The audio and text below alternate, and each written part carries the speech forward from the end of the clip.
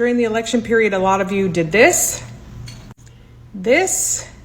and even this. Oof, that did not age well, did it? That did not age well. That's got a sting, actually. See, for years, Miami's large Cuban-American population leaned very Republican, but Donald Trump and MAGA seem to have changed that. See, when you start treating people with accents or brown skin like second-class citizens, even those who once voted for you, well, they notice. And the same thing happened in the 1960s. At Little Havana's Domino Park, fear among those we spoke with about the possibility that in just days, those who benefit from SNAP, a federal assistance program, might not get the benefits in November because of the government shutdown. Enrique Gonzalez, who's 79 years old, says he benefits from SNAP. $128 a month helps him a lot. All of those Cubans who arrived in the United States as adults who never worked in the United States and are receiving Social Security benefits are in trouble. The Donald Trump administration just announced that it will cut more than 50% of their benefits because they did not contribute anything in the United States. Being from Miami, I don't know how to feel about Cubans being in their find out era. Because they took over Miami, and it was to the point where you couldn't even find a job unless you spoke Spanish. And even if you spoke Spanish and you wasn't Cuban, you wasn't getting that job. And I give them a lot of credit because before their family or friends would leave Cuba, they would already have a job, a car, and a place to stay by the time they reached Miami. They really set up their people very, very well. Even had a wet foot, dry foot policy. Where they messed up at was thinking that they thought becoming a Republican was going to make them turn. And the whole time they're speaking Spanish. And a majority of them didn't even bother to learn English, but yet they thought they were. And my main question is, what is the difference between Fidel Castro and 45? Until then, this is the election that has the Republicans most worried. See, Miami hasn't had a Democratic mayor in almost 30 years, but that might be about to change. In Tuesday's election, Democrat Eileen Higgins led the race with nearly 36% of the vote, and another Democrat, Ken Russell, pulled about 18%, and that means over half of Miami's voters just supported Democratic candidates in a city that's long been considered a Republican stronghold. Now, because no one hit the 50% mark, the race heads to a runoff on December 9th between Eileen Higgins and Republican-backed Emilio Gonzalez, who is a DeSantis ally and former city manager. Now, if Higgins unites Russell's voters, Miami could officially flip blue for the very first time in decades, right in Ron DeSantis' own backyard. And here's why this is such a big deal. See, for years, Miami's large Cuban-American population leaned very Republican, but Donald Trump and MAGA seem to have changed that. See, when you start treating people with accents or brown skin like second-class citizens, even those who once voted for you, well, they notice. And the same thing happened in the 1960s. Republicans drove black voters away for generations with their racist Southern strategy. And now they're doing the same thing to Latino voters. Trump's ICE bounty plans, his rhetoric about immigrants, his public disdain for anyone who isn't white, native-born, or compliant, well, it's all coming back to haunt him because these voters are done being scapegoated. Now, if Elaine Higgins wins this runoff, it won't just be a local win. It'll be proof that the MAGA movement's fear-based politics are collapsing under their own hate. And history tells us one thing. Once voters leave a party over racism, they don't ever come back. Right now in Miami, Cubans are really regretting their votes. And this is really evident because for the first time in over 15 years, Miami might elect the Democratic mayoral candidate for the mayoral position. And this is quite out of this world because we all know that Florida has been a red state for the longest time that we can all remember. But contrary to our expectations, Florida is now currently turning blue. But come to think of it, it's because those residents or the citizens in Florida are currently realizing that they made a wrong decision. They are realizing that they made a wrong decision voting red. And this was contrary to our expectation because talking about these Cubans in Miami, they were told to vote blue. They were told to lean left, not just by Democrats, but black people also. The black community really insisted that they should vote blue. And for your information, Nobody scammed or nobody tricked these Miami voters or these Miami Cubans into voting red. Nobody tricked them. If anything, Donald Trump told them exactly what he would do if at all he was elected. He told them exactly what he will do. And the black community also advised them and told them exactly what Donald Trump will do. I've never seen such great betrayal than this. The Democratic Party gave them all the reasons to vote blue or all the reasons to lean left, but they went ahead and voted in the party that does not want them in America. They voted in the party that does not want their families and their people in America. And right now it's time that they are finding out. So I've put together videos that are really insightful, videos that will show clearly what I'm talking about. So without wasting any time, let's get to watch the videos, and then thereafter we'll come back here. As usual, I am your presenter, Kachina, and if at all it's your first time here, then please consider giving this video a thumbs up, and also consider supporting this channel by subscribing and also by sharing this video. Please support these progressive leftist channels. So Miami, Florida is officially the city in the United States with the highest amount of senior citizens that are on SNAP benefits, which is, EBT, food stamps, whatever you want to call it. The Republicans control the House, the Senate, the Supreme Court, the presidency, every single lever of power in this country, right?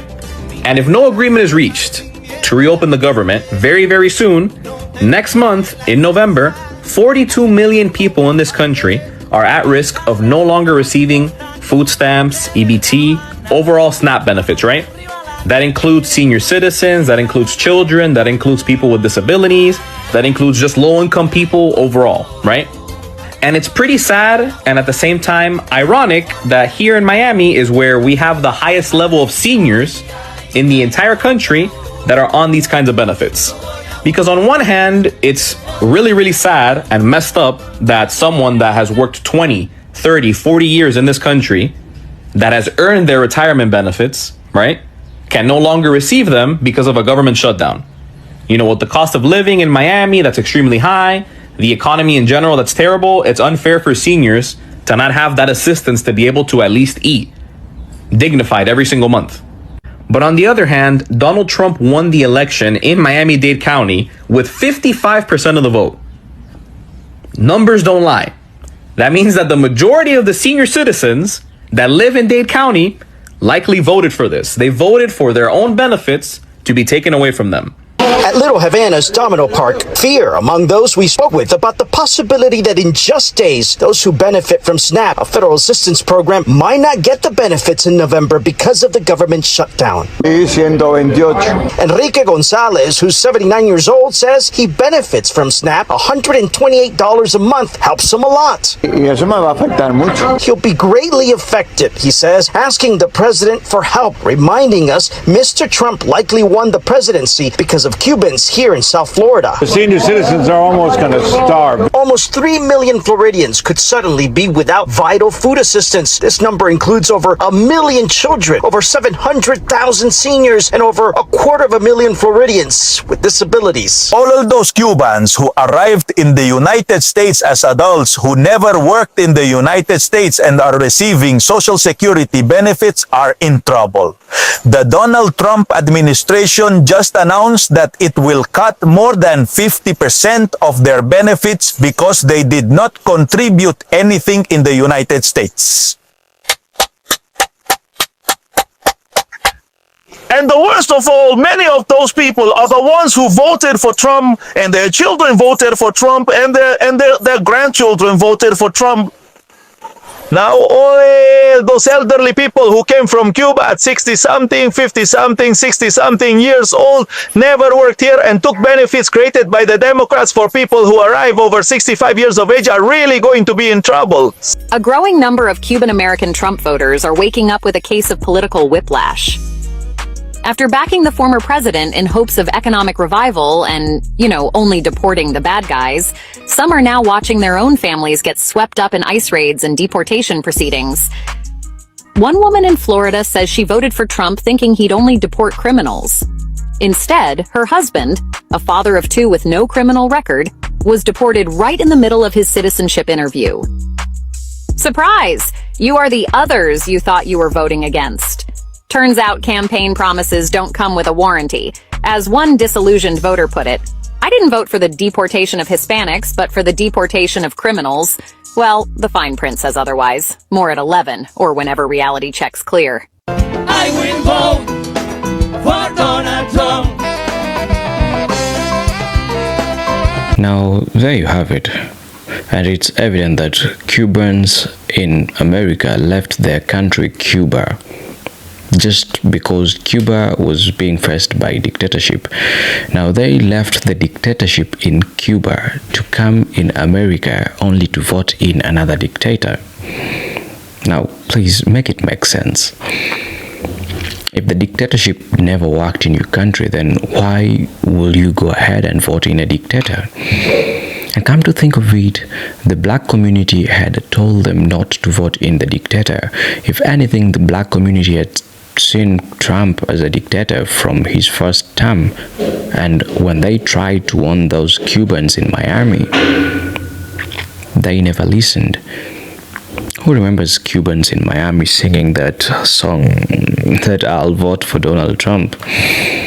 I will vote for Donald Trump. And right now it's when they're figuring out, it's when they're finding out that they made the wrong decision. And it's quite unfortunate to see all this going on. It's not like I am celebrating anybody's fall, anybody's downfall, or anybody's regret, but just honestly speaking, they were warned. Honestly speaking, they were not tricked. You would be wrong if at all you'd say that Donald Trump tricked them into voting him in.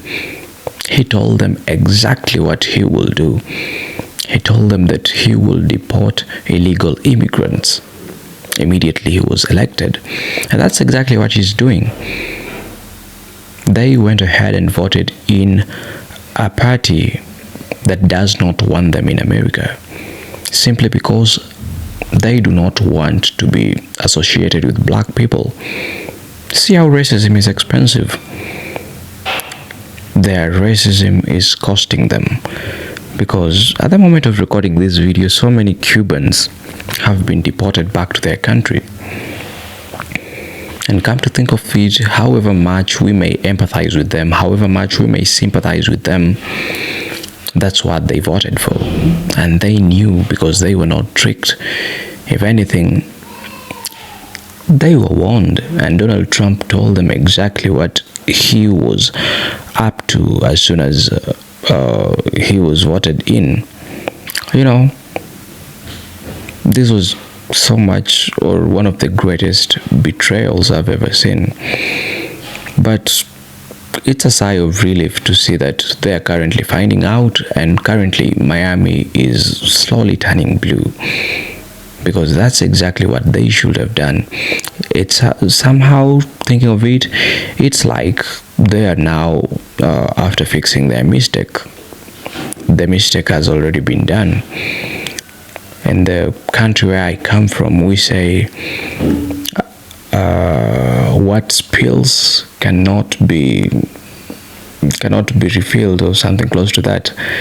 That's just a direct translation, but in short it means when a fluid spills on the floor, you can't get it back into the cup. Now the fluid has already spilled on the floor, and right now they cannot get it back into the cup. If anything, they just have to correct everything and go get the fluid from the source and not from the flow. That's exactly what's going on. And it's also weird and kind of funny, not just Miami, but Florida as a whole. You know, for a very long time, Florida has been a very great place, and you know, its tourism economy has been putting Florida so high, you know.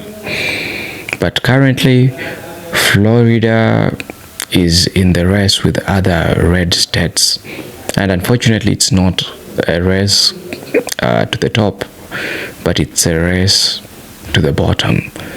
They are currently struggling to fall, as if they are competing which one will fall first. Look at Texas, a predominantly red state. They are currently falling, and it's sad that that is what they voted for.